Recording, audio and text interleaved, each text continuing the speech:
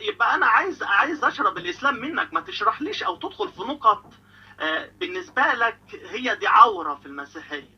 لكن للاسف ما جبتش الحاجات الحلوه، ده اسلوبكم. لكن المفروض وين الحاجات الحلوه؟ طلع لنا الحاجات الحلوه.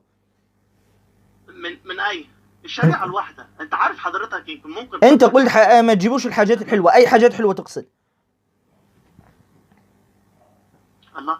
هو لما اجي اقول لك، يعني لما يشرح شيخ من عندك ويقول لك النبي يشوف واحد اعمى يقول لك عبس وتولى، ولما واحد مسيحي او المسيح او النبي المسيحي ده يشوف واحد اعمى يفتح عينيه، امشي ورا مين انا؟ سيبك طبعا من طيب لا لا لا لا ما فيش سيبك. انت القيت شبهه الان وتقول لي سيبك. لا اسمعني، ارد يا استاذ هاني. ما ينفعش. لا لا لا استاذ هاني لازم ارد. لا لازم ارد يا استاذ هاني. اولا بالنسبه لعبس وتولى، انت مش فاهم القصه اساسا يا استاذ هاني مع الاسف الشديد. تمام. النبي عليه الصلاه والسلام كان يشفي العمي. نعم كان يشفي العمي، انت لا تعرف هذا. في صحابي اسمه ابو قتاده اصيبت عينه فشفاها النبي صلى الله عليه وسلم. وعلي بن ابي طالب رضي الله عنه أصيب في عينه وشفاه النبي صلى الله عليه وسلم. وهذه أحاديث متواترة صحيحة. يعني أنت لا تقول لي المسيح شفى أعين الناس والنبي لم يشفي. لا، النبي صلى الله عليه وسلم شفى أعين الناس، شفى. هذا أولا. ثانيا أنت قصة عبس هذه لم تفهمها أنت. القصة باختصار يا أستاذ هاني، أن كان في النبي صلى الله عليه وسلم كان يتحدث مع واحد من كبار مشركي قريش، وقيل أمية بن خلف. كان يتحدث مع أمية بن خلف هذا، وأمية بن خلف هذا لو أسلم سيسلم معظم قريش ستسلم. فالنبي صلى الله عليه وسلم كان يريد أن يشرح الإسلام لأمية بن خلف. تمام. فأثناء شرح وحديث النبي صلى الله عليه وسلم هذا الحديث المهم مع أمية بن خلف، دعوة، موقع دعوة. تمام. جاء الصحابي ابن مكتوم، عبد الله بن أم مكتوم، جاء إلى النبي صلى الله عليه وسلم وقال له علمني مما علمك الله. فالنبي صلى الله عليه وسلم لأنه في موقف دعوة، وأصلا عبد الله بن أم مكتوم كان مسلما أساسا، يعني مش حيأثر عدم الرد عليه، لكن أمية بن خلف جذبه للإسلام مهم، لأنه هو سيد من سادات قريش قد يتبعه الكثيرون، ولذلك النبي صلى الله عليه وسلم كان حريصا على أن يسلم. فجاء في هذا الموقف الدعوي المهم عبد الله بن مكتوم، لأن لم يكن يعلم أن النبي صلى الله عليه وسلم في هذا الموقف وهكذا، فالنبي صلى الله عليه وسلم عبس في وجهه، لكن عبد الله بن أم مكتوم لم يره. تمام. عبد الله بن أم مكتوم لم يره لأنه كان أعمى. مع ذلك لو لم يذكر الله عز وجل هذا العتاب في القرآن الكريم ما علم أصلا عبد الله بن أم مكتوم أن النبي صلى الله عليه وسلم عبس في وجهه. فأصلا هذا دليل من أدلة نبوة النبي صلى الله عليه وسلم. لو كان هذا شيئا يعني فيه عيب هكذا، لماذا يذكره النبي صلى الله عليه وسلم؟ لماذا يذكر النبي صلى الله عليه وسلم هذا الفعل في القرآن الكريم مع أن هذا الفعل ما رآه أحدا إلا بعض الناس؟ ليش ينزل عليه آية لو القرآن الكريم كتبه النبي صلى الله عليه وسلم كما تقولون؟ لماذا يكتب هذه الآية ويجعلها يعني إلى يوم القيامة تتلى؟ ما كان يستر الموضوع خلاص، عبس انتهى، حيختفي حينتس هذا الموقف مع الأيام. لكن لأن النبي صلى الله عليه وسلم الوحي ليس من عندي، من الله عز وجل أنزل وعاتبه. ولما أنزل الله عز وجل هذه الآيات، النبي صلى الله عليه وسلم كلما رأى نفس هذا الشخص عبد الله بن أم مكتوم كان يقول له مرحبا بالذي عاتبني فيه ربي. تمام. طيب أنا أعطيك الآن هذه عبس في وجه أعمى، يعني الأعمى هذا ما رآه، هو ما النبي صلى الله عليه وسلم ما مسح به الأرض وأهانه وانتهره، لا لا لا، عبس فقط. تعال شوف أنت في كتاب حضرتك المسيح ماذا كان يفعل مع التلاميذ.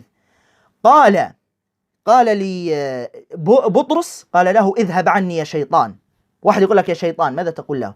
المسيح قال لبطرس يا شيطان. وقال لباقي التلاميذ أيها الغبيان، في تلميذين من تلاميذه قال لهم أيها الغبيان بطيئا الإيمان.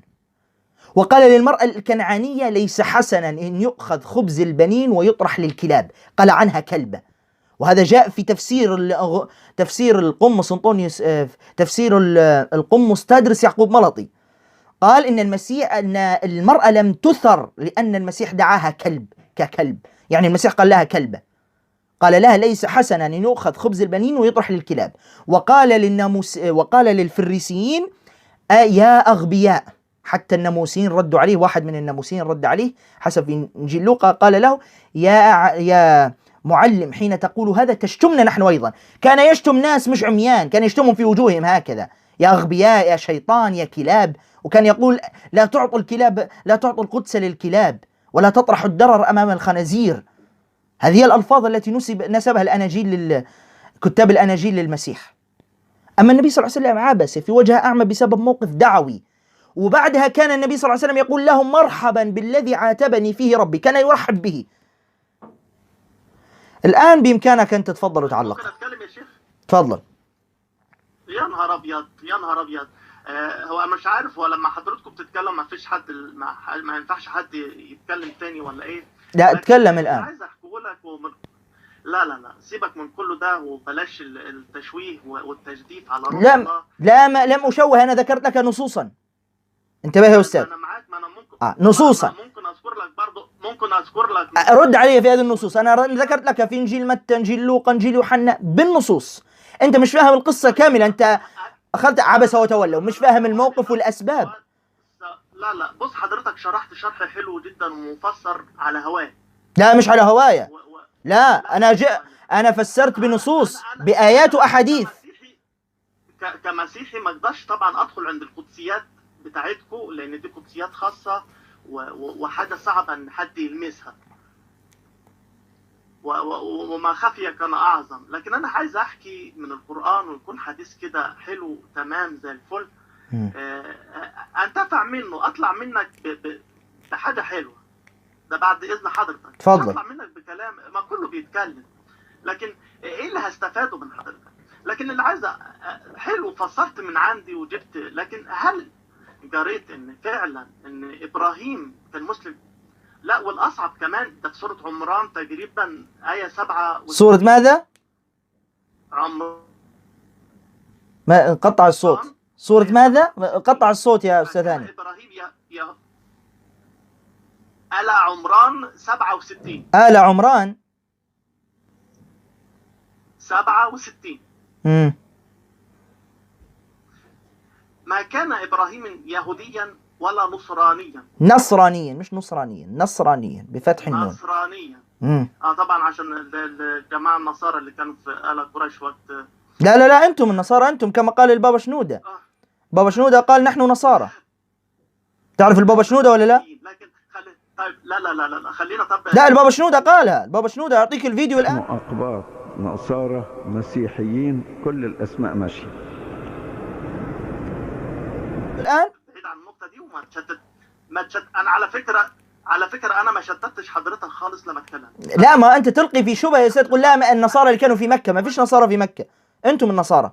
طيب أوكي طب خلاص، أوكي تمام زي الفل. ماشي. ولكن كان حنيفا مسلما. يعني هل الإسلام جه قبل اليهودية والمسيحية؟ الإسلام لأن أنت فاهم خطأ كغيرك. أنا ثواني بس ممكن ثواني أجيبك. أنا ما قطعتش حضرتك، بس أنا هجيب لك النصوص برضه. هجيب لك النصوص وأنت تكمل. أنا ممكن أكون صحيح في وجهة نظري أو سليم في وجهة نظري، لكن هل الرأي أجيبك على موضوع إبراهيم بس. ما أنت تدخل في أكثر من موضوع هكذا يا أستاذ هاني، ما ينفعش. ما تعبدون. لا أنا لا مش أكثر. لا، أكثر من موضوع، هذا أكثر من موضوع. خلينا في هل إبراهيم كان مسلما. صدقني لو أكثر من موضوع لو ما أنا هجيب لك الباقي عشان بس أعرف الدنيا ماشية إزاي. وبرضه نفس النظام، معلش سيبني أكمل في نفس النقطة. هل الأنبياء كانوا مسلمين؟ أيوة، كل الأنبياء كانوا مسلمين. كبيرة بصراحة. كل الأنبياء كانوا مسلمين. لا القرآن. اسمعني. طيب ما هو اسمعني عشان أجاوبك بس. اسمعني أولا. طب هكمل. طيب أنا ما قطعتش حضرتك، ده أنا سكت وما اتكلمتش. طيب أنت إمتى ناوي تكمل يعني؟ ما فهمتش أنا. ماشي كمل. لا هي في النقطة بعينها، في النقطه دي بعينها. وفي برضه ان الانبياء ازاي كانوا مسلمين مش فاهم صدقني. ماشي خليها هفهمك، ما هو الآن يعقوب حوار مع ابنائه، فكر سالهم ما تعبدون من بعدي، يعني هم ما يسالوا ولا تموتن إلا وأنتم مسلمون. نعم نعبد الهك واله بالظبط كده ونحن مسلمون. طبعا دي في سوره البقره ايه 133. ويوسف برضو انا مش عارف صدقني، أنا عارف كل هذه الآيات والله. وتوفني توفني مسلما ثواني. طيب طب هل طب مش اما تقرا ثواني ما تقطعني، اما تقرا القران وزي الفل. طب هل قريت التاريخ؟ نعم قرأت التاريخ. يعني دخلت تعمقت في التوراة. هل احنا في نظركم ناس غيروا او حرفوا الكتاب المقدس او انتم واليهود يعني، مش انتم بس. طيب شوف شكرا ليك، لكن انا مش هرضى نتناقش. ما فيش شكرا يا استاذ، انتم اعترفتم بذلك بانفسكم في كتب العلماء، بس انت مش دارس هذه الامور، انت شخص عامي مش دارس هذه الامور. طيب ما امتى ارد ان شاء الله انا يعني. على فكرة انا صدقني اثبتت لي ان الشيوخ صدقني هي نفس الطبقة ونفس الفكرة بغبغانات، ولكن صدقني يعني انا يعني انت شتمتني هكذا وقلت انت ببغاء يعني مثلهم. هو البغبغاء صفته ايه؟ تكرير كلام. تكرير كلام، ايوه، ما هذه الشتيمة هذه. انت بتشتم تحطني في صفة انا مش لي. لا يحق لك هذا، لا يحق لك. طيب انا ترضى اقول لك انت بغبغاء؟ لا حاشا طبعا. لكن اللي عايز اقوله لك طيب بس بدون هذه الصفات والشتم هذا يا استاذ، لاني استطيع ان اصفك باي صفه، لكن ما ينفعش. انا احترمتك من اول ما دخلت وتركتك تتكلم، شكرا ليك. فكن محترما ايضا معي، لا تختم الحوار تسيء بهذه الطريقه. ومحترمك لابعد الحدود. لكن اللي عايز افهمه، هل هم دول كانوا مسلمين ايوه، ما كررت سؤال اكثر من مره، ممكن اجيبك عشان ما تكررش يعني. مش عارف مين اللي بيكرر حاليا. هقول الايات برضو. لا انا عارف الايات وصلت الفكره تمام. عشان نختم بهذه النقطه، موجودين في القران. عشان نختم بس بهذه النقطه. اولا ما فيش اساسا في التوراة الحالية ولا في الانجيل ان الانبياء كانوا يهود ولا كانوا مسيحيين. ما فيش هذه الكلمة اساسا في التوراة ولا الانجيل. سامحنا اقاطعك في دي. لا هو اي نبي بعيد عن اليهودية مش نبي، سامحني. وين في التوراة ان الانبياء يهود؟ اعطيني نص من التوراة يقول ذلك. كلهم جايين من اليهود. بص ما فيش، ما يقول لي كلهم. هات لي نص يقول ان الانبياء كانوا يهودا. هات لي نص، ولا ما تقوليش انهم يهود. عاملني بالنصوص. ماشي اوكي، كلمني بالنصوص. نصوص من قرآنك برضه. القرآن حسم هذه القضية ان الانبياء كلهم مسلمون. لأن ما معنى الإسلام؟ الإسلام هو أن الخضوع لله عز وجل. الإسلام هو الخضوع لله عز وجل، والإسلام موجود قبل النبي صلى الله عليه وسلم. النبي صلى الله عليه وسلم لم يخترع الإسلام، وإنما جاء مكملا للرسالة. الإسلام منذ عهد آدم عليه السلام. هذا ما أقره القرآن، وهذا ما أكده القرآن، أن كل الأنبياء مسلمين. ولذلك حتى تجد في التوراة اليوم صلاة الأنبياء السجود. الأنبياء كانوا يسجدوا، المسيح كان يصلي ويسجد. من أصحاب الأديان اليوم الذين يسجدون ويصلون غير المسلمين؟ اليهود، هل هم يسجدون؟ اليهود هل اليهود يسجدون؟ فأنت لما تعترض على شيء تجيب لي نص من كتابك. أنت نفيت أن الأنبياء كانوا مسلمين، القرآن أقر أنهم كانوا مسلمين. هل عندك نص في كتابك ينفي أو يثبت ما هي ديانة الأنبياء؟ أعطني نصا في كتابك يقول إن ما هي ديانة الأنبياء. هو الله جه للشعب، الله المختار. أعطيني نصا من كتابك يقول لي ما هي ديانة الأنبياء. تفضل. من عينيا، وتقريبا أنت ذكرتها كده. لم آتي إلا لخراف إسرائيل الضالة. أول شيء هذه ليس لها علاقة بما هو الدين الذي يتبعه المسيح. هذا نص ضدك. أنت قبطي مش من بني إسرائيل، يعني مالكش علاقة بالمسيح أساسا أنت بحسب هذا النص. لكن أعطني نصا في كتابك يعطيني ما هو اسم دين الأنبياء.